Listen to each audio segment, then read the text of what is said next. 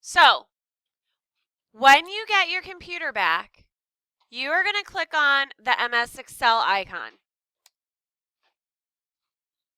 Okay? When it opens, this is a spreadsheet.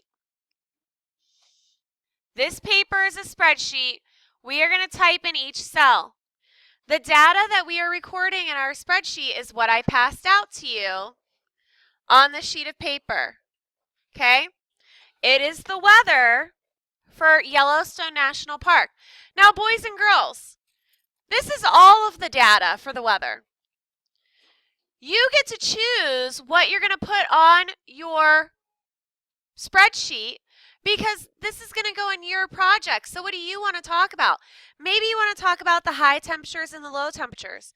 Maybe you want to talk about the high temperatures and the snowfall. Maybe you want to talk about the low temperatures and the snowfall, or the high temperatures and the rain. Okay?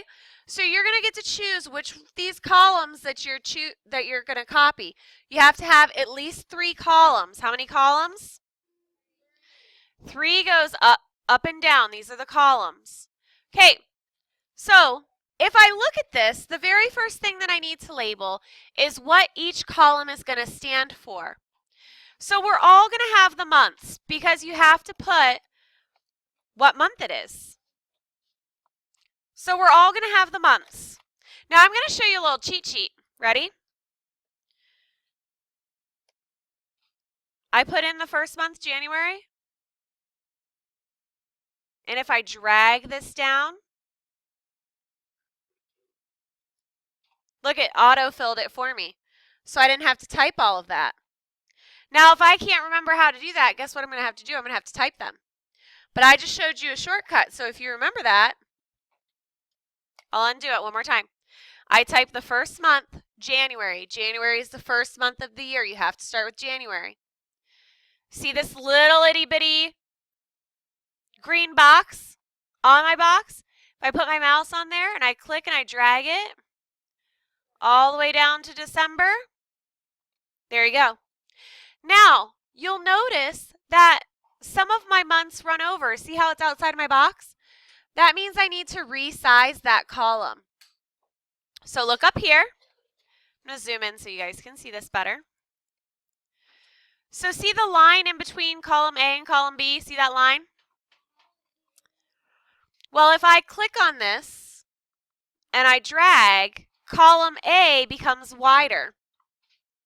So then I can have more in there. I'm also going to look at the row, and I'm going to make the row wider as well, because I know that the titles for the next couple columns are going to be long ones. So I have one column. I can do as many columns as I want. If I decide that I want to do every column that's on the data sheet that was passed out, I can. But I have to have at least 3. So I picked my next 2. So I can either do max temperature and minimum temperature. I could do all 4. I can do rain and snowfall if I just want to do the precipitation of it. It's your choice. So what you need to do is you need to label it. So maybe you're going to do rainfall. Okay? So I would look here and it says inches. So that's important. So I need to put inches in here.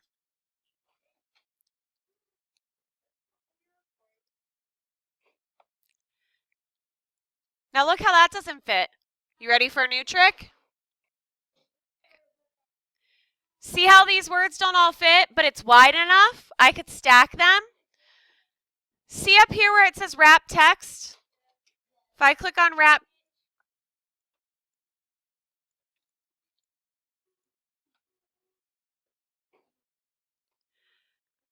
okay, so then I would start to fill this in. 1.1, 0.75, 1.1, 1.2, 2.0, 1.5, and so on. Then I need to pick a third topic.